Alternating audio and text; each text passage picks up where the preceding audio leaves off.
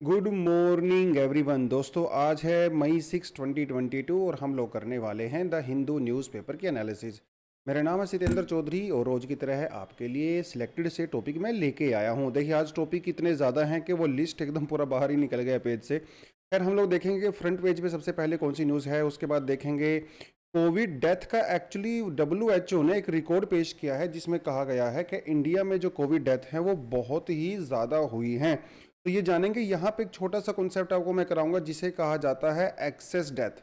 कोई नया टॉपिक तो नहीं है, पहले इसको हम लोग कर चुके हैं, लेकिन कोई बात नहीं, दोबारा से देख लेंगे। Supreme court and the sedition law. Sedition law के बारे में पहले हम बहुत बार बातें कर चुके हैं, आज हम लोग फिर से इसके बारे में बात करेंगे।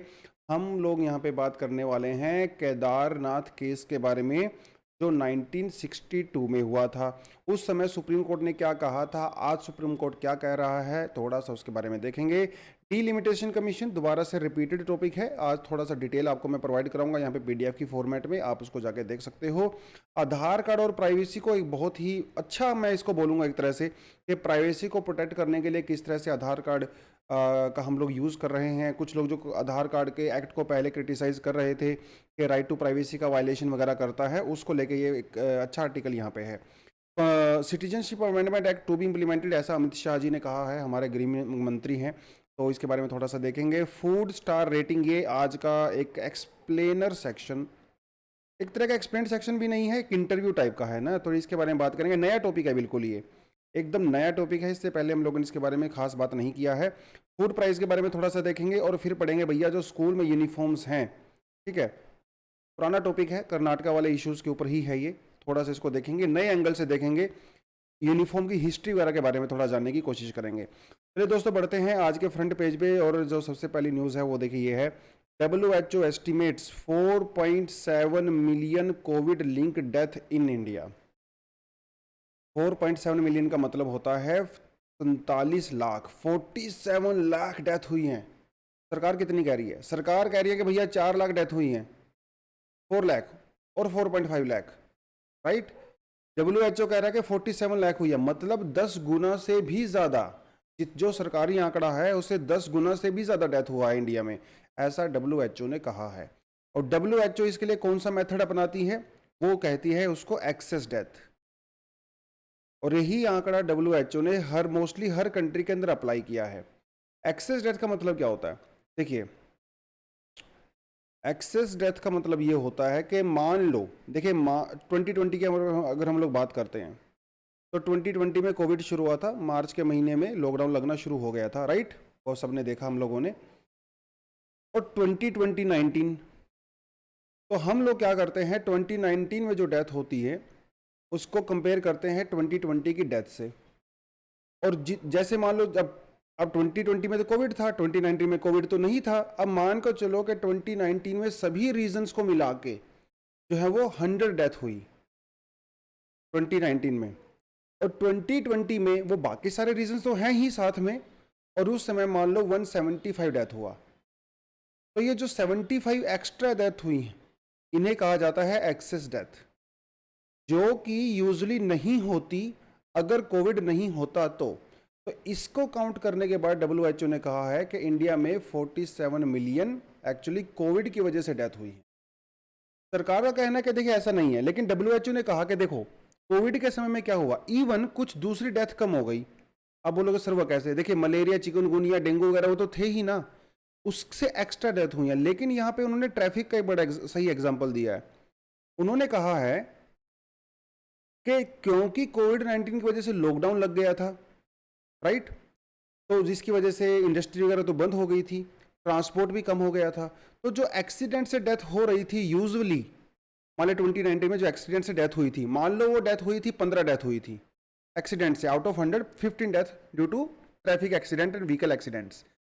अब वो भी कम हो गई, 2019 में वो हो गई रही थी 15 और 2020 में वो हुई सिर्फ 5, क्योंकि लोग घर से बाहर ही नहीं निकल रहे थे, तो वो भी यहाँ पे ऐड हो जाएंगी ऊपर वाले में।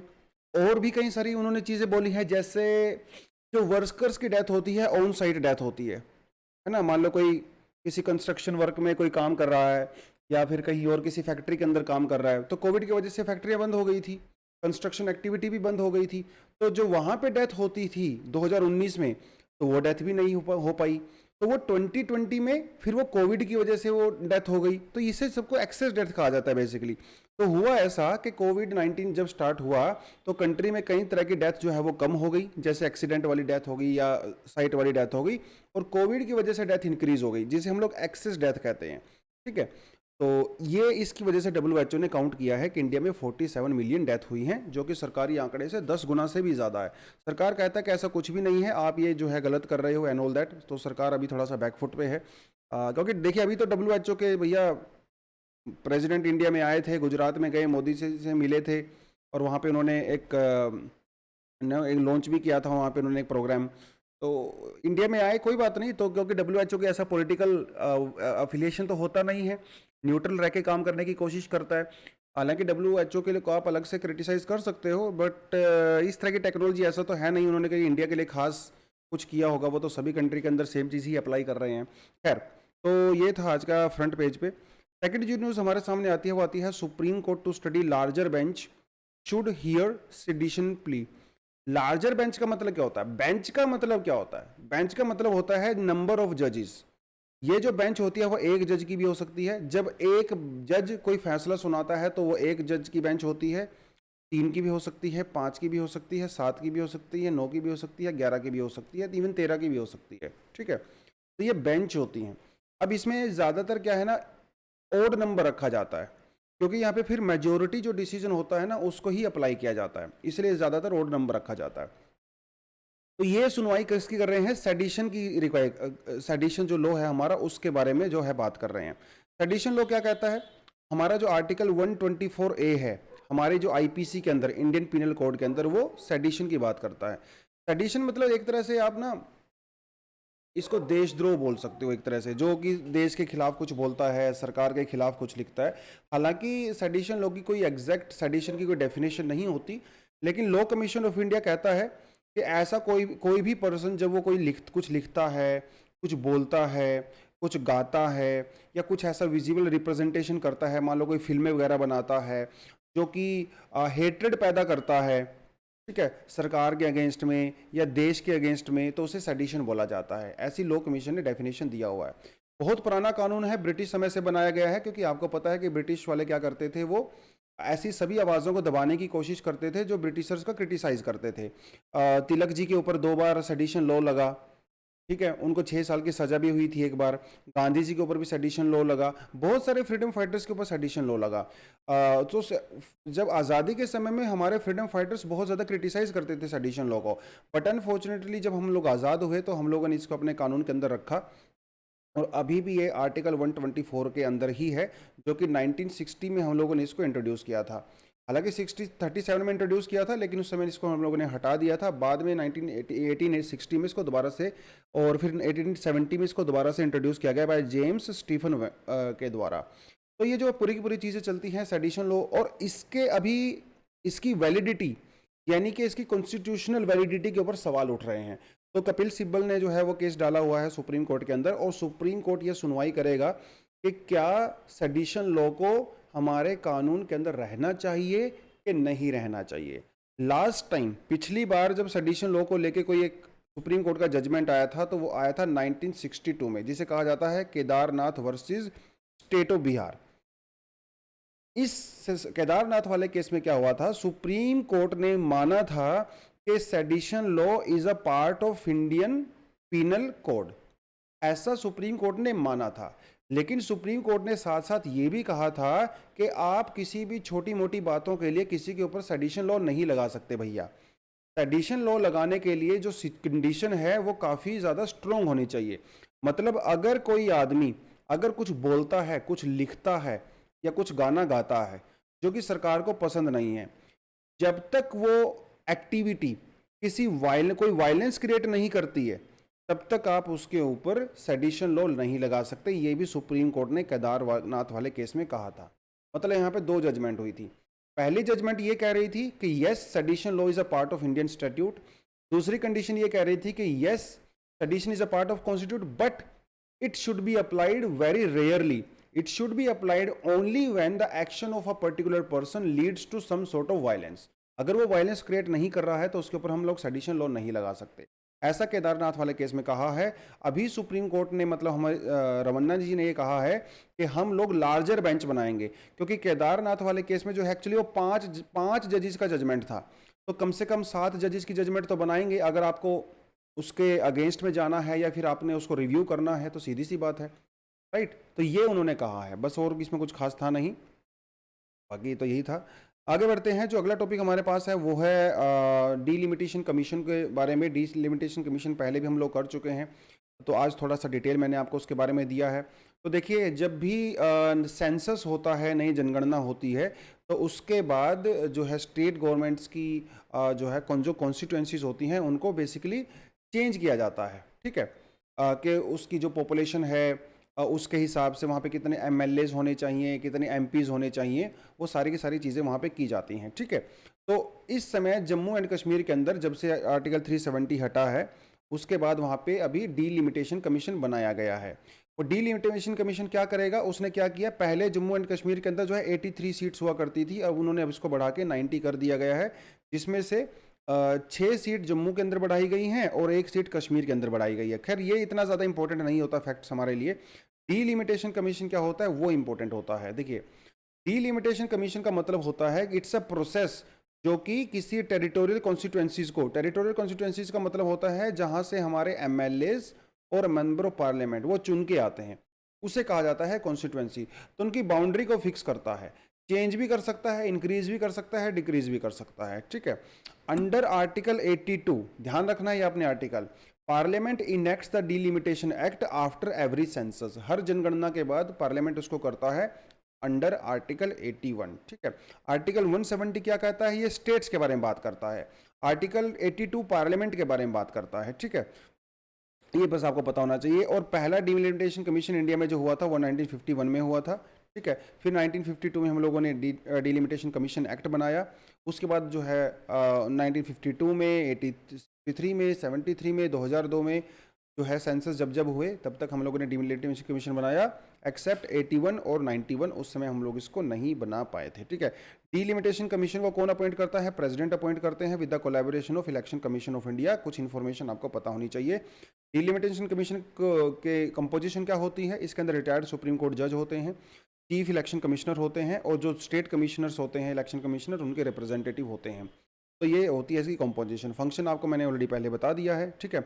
Identify seats reserve for the schedule caste, और शेड्यूल ट्राइब के लिए जो सीट होती हैं उनको रिजर्व रहेंगी, उसकी भी उसको भी करता है। उसके अलावा बाकी कुछ और फंक्शन आप यहाँ पे इजीली उसको पढ़ सकते हो, और आपके लक्ष्मीकांत में भी ये टॉपिक आराम से आप वहाँ पे जाके भी पढ़ सकते हैं, ठीक है। इससे बाद ज़्यादा जानने की इसमें ज़रूरत है नहीं। Can not share the Aadhaar detail for the crime inquiry, UIDAI। देखिए, जो आधार अथॉरिटी है हमारी, ये तो एक्चुअली मामला जो है दिल्ली हाई कोर्ट का है। तो हुआ मामला ये कि किसी के ऊपर वहाँ पे केस चल रहा था, और जिसके चक्कर में सुप्रीम कोर्ट हाई कोर्ट के थ्रू UIDAI से जो है किसी आदमी की आधार कार्ड की डिटेल मांगी गई थी। एक्चुअली एक क्राइम सीन था, उस क्राइम सीन पे कौन आदमी प्रेजेंट था, कौन नहीं प्रेजेंट था, पुलिस को किसी के ऊपर शक था। तो पुलिस चाहती थी कि उस आदमी की अगर हमें डिटेल मिल जाती है, उसका फोटोग्राफ मिल जाता है, उसकी बायोमेट्रिक अगर हमें डिटेल मिल जाती है, तो हम लोग ये पता लगा सकते हैं कि क्या वो आदमी एक्चुअली क्राइम सीन के ऊपर था कि नहीं था। इसके लिए क्या हुआ, जो आधार की जो अथॉरिटी है UIDAI है, उससे रिक्वेस्ट किया गया कि भैया आप प्लीज़ इस पर्टिकुलर पर्सन की डिटेल हमें दे दीजिए, उसका बायोमेट्रिक डेटा हमें चाहिए, उसकी फ़ोटो हमें चाहिए, उसका एड्रेस हमें चाहिए। UIDAI ने वो देने से मना कर दिया। UIDAI ने कहा कि देखिए, आधार कार्ड के तहत हम लोग किसी की डिटेल ऐसे किसी इंक्वायरी के लिए नहीं दे सकते हैं, क्योंकि आधार एक्ट के अंदर ये साफ साफ कहा गया है कि ये जो जानकारी दी जाती है आधार की, वो बिल्कुल हाईली प्रोटेक्टेड होती है। पहली बात तो ये। दूसरी बात ये कि जो आधार में आपकी डिटेल ली जाती है, वो ऐसी डिटेल नहीं होती जो फोरेंसिक में यूज़ हो सकती है। फोरेंसिक में तो बहुत एडवांस लेवल की इंफॉर्मेशन आपको चाहिए होती है, लेकिन UID में वो यूज़ ही नहीं करते हम लोग। UID में हम लोग क्या करते हैं, एक आइरिस स्कैन करते हैं और फिंगरप्रिंट करते हैं। लेकिन आपको फोरेंसिक जांच के लिए आपको उसका DNA सैंपल भी चाहिए होता है ना। आपको उसका जो है बोन्स का जो है डेंसिटी वो भी आपको चाहिए होता है ना। बहुत सारी रिक्वायरमेंट होती है। तो उन्होंने कहा कि देखो भैया, आप मेरे से अगर डाटा ले भी लेते हो तो उसका आप यूज़ क्या करोगे। क्योंकि वो बहुत ज़्यादा ऑथेंटिक है नहीं।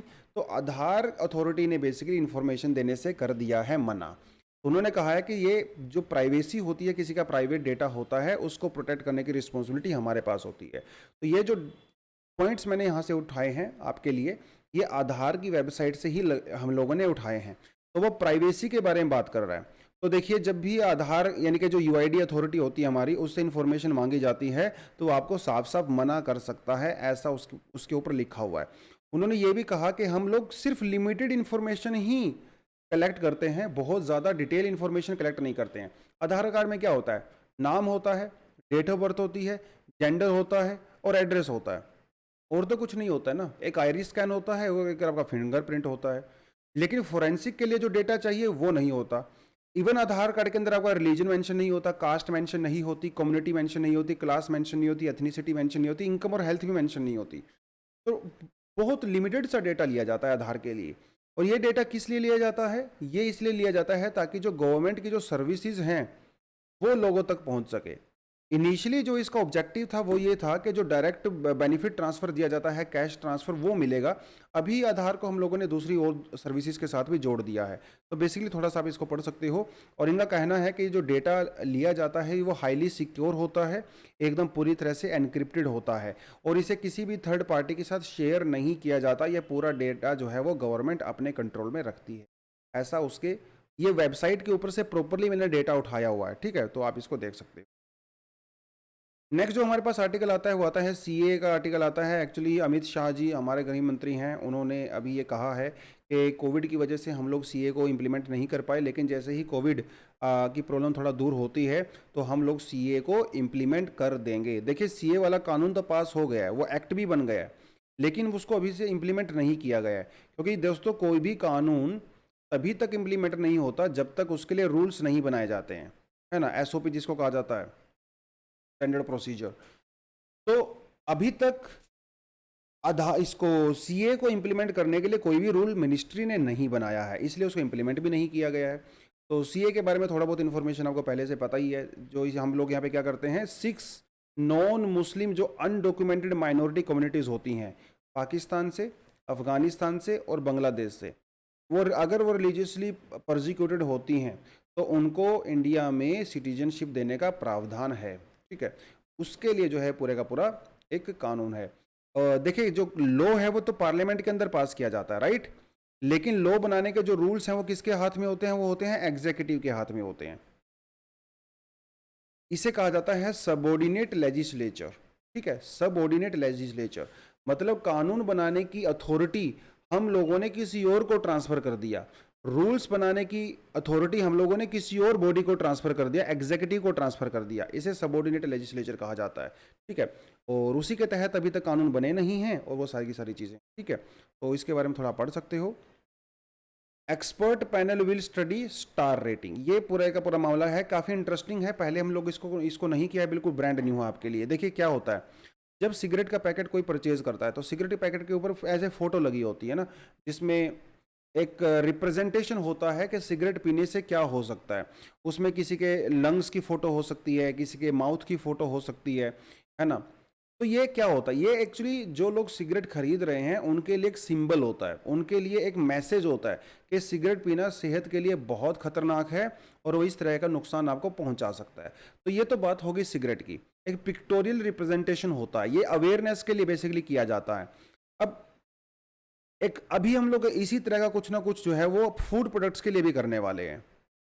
तो इसमें क्या होगा कि जो फूड, जैसे मान लो आपने चिप्स खरीदे, अब चिप्स की जो है न्यूट्रिशन वैल्यू बहुत ज़्यादा तो होती नहीं है, वो तो एक तरह का फास्ट फूड टाइप का ही होता है ना। उसमें बहुत ज़्यादा कार्ब्स होते हैं, उसमें काफ़ी ज़्यादा फैट होता है, न्यूट्रिशन की काफ़ी कम होते हैं। तो सरकार क्या करेगी, ऐसे फूड आइटम्स को जज करेगी कि उसके अंदर कितना फैट है, उसके अंदर कितना सॉल्ट है, कितना शुगर है कंटेंट है, उसके बेसिस पे हम उसको स्टार देने वाले हैं, उसको रेटिंग देने वाले हैं। अगर वो उसके अंदर न्यूट्रिशन वैल्यू काफ़ी हाई है तो हो सकता है उसको 5 स्टार भी मिल सकते हैं। अगर उसके अंदर न्यूट्रिशन वैल्यू नहीं है तो हो सकता है उसको आधा स्टार मिले। ये कम, जैसे जैसे जो फिल्मों में रेटिंग होती है ना, ये कुछ कुछ उसी तरह का है। भैया ये फिल्म जो है फ्लॉप है, ये आधी स्टार है, ये फिल्म सुपर हिट है, ये 5 स्टार है। ऐसा कुछ करने का यहाँ पे प्रावधान इस समय किया जा रहा है। अभी ये प्रॉपर लागू नहीं हुआ है, सिर्फ प्रपोजल आया है, तो ये ड्राफ्ट मिनिस्ट्री ने बना लिया है, FSSAI की रिकमेंडेशन पे हो रहा है सब कुछ। और इसमें कई सारे, जैसे हमारा IIM जो अहमदाबाद है, और लखनऊ है, मुंबई है, वो लोग भी इसमें जो है लगातार काम कर रहे हैं। तो इसे कहते हैं स्टार हेल्थ रेटिंग सिस्टम। इसमें कॉन्सेप्ट होता है जिसे कहा जाता है फ्रंट ऑफ पैकेज लेबलिंग, यानी कि जैसे जब चिप्स आप खरीदोगे फ्यूचर में, तो उसके फ्रंट के ऊपर ही ये लिखा होगा कि इसके अंदर सोल्ट कितना है, शुगर कितना है, फैट कितना है, और स्टार रेटिंग भी लिखी होगी, और फोटो भी बनाई जाएगी कि ये कितना हेल्दी है, कितना हेल्दी नहीं है। तो वो जो है इसको कहा जाता है front of the package labelling system. कई फॉरेन कंट्रीज में इसको अभी यूज़ किया जा रहा है, जैसे चिली के अंदर इसको यूज़ किया जाता है। चिली का एग्जांपल बहुत बड़े तौर पे लिया जाता है, क्योंकि चिली में ये मैंडेटरी है। तो कोई भी चिप्स वाले या कोई भी आप बना रहे हो, तो सबके लिए मैंडेटरी होता है कि उनको अपने फ्रंट के ऊपर ये सब चीज़ें दिखानी होती हैं कि ये कितना हेल्दी है, कितना नहीं है। उसके अलावा कई और भी कंट्री हैं, जैसे यूके है, कोस्टा रिका है, उन कंट्रीज़ के अंदर मैंडेटरी नहीं है, वॉलंटरी है। इंडिया में भी इनिशियली ये वॉलंटरी ही किया जाएगा, कंपनीज को मैंडेटरी नहीं किया जाएगा। और इसको काफ़ी सारा क्रिटिसाइज भी किया जा रहा है। पहली बात तो ये कि ये सही है कि नहीं है। अच्छा, यहाँ पे सबसे बड़ा क्रिटिसिज्म पता क्या है? क्रिटिसिज्म ये है कि ऐसे तो सरकार क्या करेगी? ये तो यार किसी खास प्रोडक्ट का प्रमोशन हो गया ना, कि अच्छा जो 5 स्टार हैं इसको सरकार प्रमोट कर रही है, जो 1 स्टार है उसको डिमोट कर रही है, तो उनका तो बिजनेस ठप हो जाएगा। तो ये तो एक तरह से एंडोर्समेंट ही हो गया, एडवर्टीजमेंट हो गया फ्री में। तो कंपनीज क्या करेंगी? कंपनी बड़ी तेज होती हैं, वो क्या करेंगी, जैसे मान लो उसके अंदर भी सॉल्ट कंटेंट है या उसके अंदर फैट कंटेंट है, अब इसको माना जाता है बैड इंग्रेडिएंट, लेकिन कंपनी क्या करेंगी, सोल्ट और फैट को उतना ही रखेंगी, लेकिन उसमें जो है कुछ हेल्दी न्यूट्रिएंट भी ऐड कर देंगी दिखाने के लिए। अब क्योंकि उसके अंदर हेल्दी न्यूट्रिएंट आ गया है, तो वो भी उसको लिखना पड़ेगा। तो कंपनीज क्या करेंगी, हेल्दी न्यूट्रिशन वाली इंफॉर्मेशन तो सरेआम दिखाएंगी, बड़ा बड़ा करके दिखाएंगी, लेकिन जो अनहेल्दी न्यूट्रिएंट हैं, एलिमेंट्स हैं, उनकी इंफॉर्मेशन बहुत छोटा छोटा दिखाएगी। तो ये इस तरह के जो टेक्निक होती हैं, इस तरह के कानून को डाइवर्ट करने के लिए वो सब यूज़ किया जाएगा। जैसे अभी आप एग्जांपल देख सकते हो, जैसे अक्षय कुमार का एग्जांपल आप देख सकते हो। अक्षय कुमार ने अभी किसका ऐड किया था? विमल इलायची का ऐड किया था। अब ये सबको पता है कि विमल इलायची के लिए फेमस नहीं है भैया, विमल अपने पान मसाला के लिए फेमस है ना। तो वो इलायची के को दिखाएंगे, लेकिन पान मसाला की ऐड करेंगे। ऐसा बहुत बार होता है, ऐसा बहुत बार आपको ड्रिंकिंग प्रोडक्ट्स में देखने को मिलता है।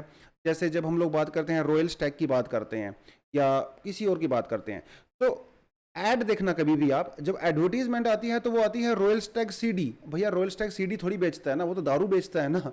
तो ऐड सीडी की आती है, लेकिन प्रोडक्ट वो रॉयल स्टैग की दारू के लिए होता है। इस तरह की चीज़ें भी यहाँ पे डेफिनेटली यूज़ की जा सकती हैं बाय दीज कंपनीज, इसलिए इसको क्रिटिसाइज भी किया जा रहा है। दूसरी बात, इनका कहना है कि यार गांव में तो अभी तो लोग बहुत इलिटरेट है ना, कोई 8वीं पास है, कोई 10वीं पास है, उनको अगर आप ये इन्फॉर्मेशन दोगे प्रोडक्ट के ऊपर तो उनको समझ में आएगा नहीं।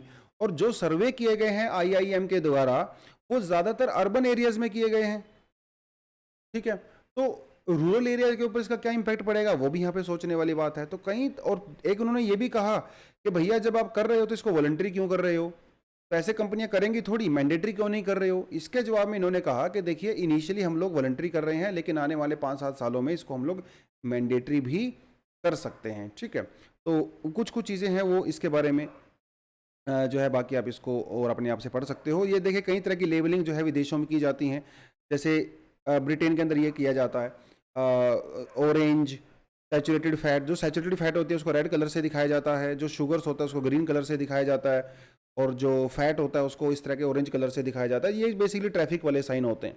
तो इसके पढ़ के जनता को ये पता चल जाता है कि इस प्रोडक्ट के अंदर किसकी मात्रा ज़्यादा है, किसकी मात्रा कम है। तो यार वहाँ तो पढ़े लिखे लोग हैं, अवेयर हैं, सब लोग हैं ना, उनको आसान है। लेकिन ये जो वार्निंग वाला साइन है, ये यूज़ किया जाता है चिली के अंदर, इजराइल के अंदर। इसको पढ़ के ये पता चल जाता है कि इसको कितना रेटिंग दिया गया है, उसको हाई वार्निंग आपको दिया जाता है। मान लो आप चिप्स परचेज कर रहे हो, तो चिप्स के ऊपर जो है हाई वार्निंग साइन होता है कि भैया इसके अंदर सोल्ट कंटेंट ज़्यादा है, फैट कंटेंट ज़्यादा है, आप इसको कंज्यूम मत करिए। अब वो जनता की मर्जी है, वो उसको कंज्यूम करे कि ना करे, सरकार ने तो कम से कम आपको बता दिया। मुझे पर्सनली लगता है कि ये बिल्कुल सही रहने वाला है। अगर ऐसा होगा तो लोग ज़्यादा अवेयर हो सकते हैं। लेकिन अल्टीमेटली अगर आप इसको स्मोकिंग से अगर रिलेट करके देखो, तो स्मोकिंग के पैकेट के ऊपर बहुत बड़ी बड़ी वार्निंग लिखी होती है कि स्मोकिंग इंजीरियस टू हेल्थ, और उसके ऊपर पिक्चर्स वगैरह भी लगी होती हैं, फिर भी लोग स्मोकिंग नहीं छोड़ते हैं। एक्चुअली ग्राउंड के ऊपर कितना इम्पैक्ट पड़ेगा वो हमें नहीं समझ में आ रहा है, लेकिन अभी तक तो खैर सरकार इस तरह का प्रपोजल यहाँ पे लेके आई है। अगला जो टॉपिक हमारे सामने है वो है NASA climate scientist win world food prize. तो बस ये आपको थोड़ा सा देख लेना है कि इनका नाम जो है वो सिंथिया रोजविंग है, और ये एक तरह का नोबेल प्राइज के जैसा होता है फूड वाले केस में, ठीक है। और इसकी शुरुआत एक्चुअली बहुत पहले से हो चुकी थी, लेकिन इसकी शुरुआत जो है नॉर्मल जो बोरलोग थे, नोबेल प्राइज़ उनको मिला था 1970 में, ग्रीन रेवोल्यूशन के फादर ऑफ ग्रीन रेवोल्यूशन माने जाते हैं। उसी तरह का फिर एक अवार्ड जो है एम एस स्वामीनाथन जी को भी दिया गया था 1987 में। फिर ये हम लोग 1987 में एक्चुअली फिर ये हम लोगों ने वर्ल्ड फूड प्राइज़ इसको देना शुरू किया, ठीक है। और जो इसको पाने वाले सबसे पहले जो थे वो हमारे स्वामीनाथन ही जी थे, और दूसरे लोगों को भी दिया गया। इसे एक तरह का नोबेल प्राइज़ भी माना जाता है, तो थोड़ा बहुत इन्फॉर्मेशन जो है इसके लिए कर सकते हो। एक्चुअली 86 में इसको शुरू किया गया था, 1986 में, और 1987 में सबसे पहली बार इसको दिया गया था। तो ये कुछ इन्फॉर्मेशन आपको पता होना चाहिए इसके बारे में, कुछ ना कोई एग्जाम में पूछ सकता है कि भैया किसने जीता था, किसने नहीं जीता था, किसने ये शुरू किया था, किसने नहीं शुरू किया था, ठीक है। वो जो है थोड़ा बहुत आप इसमें जाके देख सकते हैं। बाकी तो इसमें कुछ है नहीं। एक इन्फॉर्मेशन शायद यहाँ से मिस आउट हो गई है, वो मैंने डाला तो था, बट एनीवेज कोई बात नहीं, इसको थोड़ा कल ऐड कर सकते हैं। और कल जो है कुछ स्टूडेंट ने क्वेश्चन पूछा था कमेंट सेक्शन में, it was about the governor. उन्होंने कहा सर गवर्नर जब किसी बिल को प्रेसिडेंट के पास भेजता है तो उसके बाद गवर्नर का रोल खत्म हो जाता है। बिल्कुल सही बात है, लेकिन वही बात हम लोगों ने किसके बारे में किया था, पार्डनिंग पावर के बारे में बात किया था, जो कि आर्टिकल 161 रहता है। आर्टिकल 161 के अंदर गवर्नर के पास ये पावर नहीं है कि वो प्रेसिडेंट के लिए किसी बिल को भेजे, है ही नहीं। लेकिन जो आर्टिकल 200 है उसके अंदर वो भेज सकता है। तो भैया जब कानून ही आपको अलाउ नहीं कर रहा है तो आप फिर प्रेसिडेंट के पास कैसे भेज सकते हो। अगर कोई कन्विक्ट है जिसको लाइफ इम्प्रिजनमेंट मिला है, उसको माफ़ करने की पावर पूरी तरह से गवर्नर के हाथ में होती है, उसको में प्रेसिडेंट कुछ नहीं कर सकता। गवर्नर चाहे तो उसको पार्डन कर सकता है, लेकिन जो नॉर्मल कानून होते हैं जो लेजिस्लेचर के द्वारा किए जाते हैं स्टेट के द्वारा, वो गवर्नर जो है प्रेसिडेंट के पास भेज सकता है। तो उसकी परमिशन कानून दे रहा है ना। 161 में तो कानून परमिशन दे ही नहीं रहा है, तो कानून से बाहर जाके थोड़ी आप काम कर सकते हो। चाहे प्रेसिडेंट हो, गवर्नर हो, भैया सबको रूल ऑफ लॉ फॉलो करना पड़ता है। The school dress is in the cross hair, ये कर्नाटका हिजाब वाला ही रो है, और इसको लिखने वाले कौन है, कृष्णा कुमार जी हैं। ये एनसीईआरटी के भूतपूर्व चेयरपर्सन भी रहे हैं, तो बहुत बड़ा एक्सपीरियंस है इनको एजुकेशन सेक्टर में। और अगर ये अपना विजडम कोई हमारे साथ शेयर कर रहे हैं तो थोड़ा बहुत इन्फॉर्मेशन वो हमें डेफिनेटली यहाँ पे लेनी चाहिए। लेकिन काफ़ी ज़्यादा क्रिटिसिज्म किया है इन्होंने इस पूरे उस चीज़ों का। लेकिन कई बार ना मुझे भी ये चीज़ कन्फ्यूज़ करती है, मतलब बीइंग एन एस्पिरेंट और बीइंग अ नॉर्मल सिटीज़न, ये जब ऑफिशियल्स होते हैं जितने भी, मतलब बहुत सारे इनमें से जो अपनी ऑफिशियल पोजीशन में होते हैं तो इस चीज़ों के लिए कुछ नहीं करते। वो जब रिटायर हो जाते हैं तो फिर वो इनको क्रिटिसाइज़ करने लगते हैं। जब तक उस पद पे बैठे रहते हैं तब तक कुछ करते नहीं हैं। तो ये भी एक अपना तरीका हो सकता है लोगों की सोच चेंज हो गई होती है, क्योंकि हम लोग सब इवॉल्व होते ही हैं ना। तो और उस समय जब वो सरकारी नौकरी पे होते हैं, इस तरह के पद पे होते हैं, तो एक कोड ऑफ कंडक्ट भी होता है। वो चाहे पर्सनली कुछ भी सोचते हों, लेकिन उनकी जो गरिमा होती है पद की, कोड ऑफ कंडक्ट होता है, उसको भी फॉलो करना पड़ता है। और जब ये रिटायर हो जाते हैं तो उसको फॉलो करने की ज़रूरत है नहीं, तो फिर वो खुल के अपने विचार सामने ला सकते हैं, राइट। चलिए, तो इनका क्या कहना है, इनका कहना ये है कि भैया एजुकेशन या लर्निंग का यूनिफॉर्म से कोई लेना देना है ही नहीं। कोई सच्ची बात है, अगर आपको कोई चीज़ सीखनी है तो ये जरूरी थोड़ी है कि भैया यूनिफॉर्म पहनने के ही सीखोगे। हम आप एक चीज़ देखिए, नालंदा यूनिवर्सिटी, तक्षशिला यूनिवर्सिटी, अंग्रेजों के आने से पहले, इवन अंग्रेजों के आने के बाद भी बहुत सालों तक यूनिफॉर्म का कॉन्सेप्ट तो था ही नहीं। अभी भी बहुत सारी कंट्रीज में यूनिफॉर्म का कॉन्सेप्ट तो है ही नहीं। आपको क्या लगता है नालंदा के अंदर यूनिफॉर्म होता होगा क्या? बिल्कुल भी नहीं था, राइट। तो एजुकेशन का यूनिफॉर्म से ऐसा कोई लेना देना है नहीं। तो जो यूनिफॉर्म फिर भी हम लोग क्यों यूज करते हैं? यूनिफॉर्म की एक्चुअली शुरुआत हुई थी कॉलोनियल समय से, क्योंकि जो ब्रिटिशर स्कूल्स हुआ करते थे जिसमें सिर्फ अमीरों के बच्चे पढ़ते थे या ब्रिटिशर्स के बच्चे पढ़ते थे, उनको दूसरे बच्चों से डिस्टिंक्ट करने के लिए, उनको सुपीरियर दिखाने के लिए ऐसा कहा गया कि यूनिफॉर्म की शुरुआत हुई। लेकिन बाद में जब प्राइवेटाइजेशन बढ़ा, अर्बनाइजेशन बढ़ा और लोगों की इनकम इंक्रीज होने लगी, तो फिर वो एक प्रेस्टीज वाला इशू बन गया कि देखिए हमारे बच्चे तो यूनिफॉर्म पहन के जाते हैं, दूसरे बच्चों से अलग दिखते हैं। और जब प्राइवेटाइजेशन बढ़ा तो स्कूलों के अंदर कंपटीशन बढ़ने लगा, तो स्कूल जो है वो अपने अपने बच्चों को दूसरे स्कूलों से अलग दिखाने के लिए यूनिफॉर्म करने लगे कि अच्छा तुम्हारी यूनिफॉर्म ऑरेंज कलर की है, मेरी यूनिफॉर्म ग्रीन कलर की है, मेरी कलर यूनिफॉर्म रेड कलर की है, जिससे वो बच्चे अलग अलग नजर आते हैं कि बेटा तुम कौन से स्कूल के हो, तुम कौन से स्कूल के हो। तो प्राइवेटाइजेशन जब बढ़ा, अर्बनाइजेशन बढ़ा, तो यूनिफॉर्म का चलन शुरू हुआ। आज़ादी के बाद से एकदम से शुरू नहीं हुआ। इवन आज़ादी के बाद जब यूनिफॉर्म को शुरू में इंट्रोड्यूस किया गया तो वो हफ्ते में हर दिन यूनिफॉर्म नहीं होता था। आप भैया जो मर्जी पहन के आइए, लेकिन कुछ खास ओकेजन होती थी, जैसे 26 जनवरी हो गया या 15 अगस्त हो गया, गांधी जयंती हो गया, उस समय बच्चों को यूनिफॉर्म के लिए बोला जाता था। अदरवाइज नॉर्मली बच्चे यूनिफॉर्म पहन के नहीं आते थे। ठीक है, ये इन्होंने शुरुआती बात की गई। लेकिन बाद में यूनिफॉर्म को मैंडेटरी कर दिया गया, इस प्रैक्टिस को धीरे धीरे मैंडेटरी कर दिया गया। क्यों? इसके कई सारे रीजंस हैं, जिसमें से एक रीज़न जो है वो बिजनेस अपॉर्चुनिटी का भी है। एक चीज़ देखिए, अगर आपके कोई कज़न या फिर आपके भाई बहन अगर कोई प्राइवेट स्कूल में पढ़ते होंगे, तो पहली बात तो उनके लिए यूनिफॉर्म मैंडेटरी है। सिर्फ यूनिफॉर्म मैंडेटरी नहीं, बल्कि यूनिफॉर्म का डिज़ाइन भी मैंडेटरी है। क्या डिज़ाइन होगा? सिर्फ यही नहीं, ये भी मैंडेटरी कर दिया गया है कि जो आप यूनिफॉर्म परचेज कर रहे हो उसको किस वेंडर से परचेज करोगे।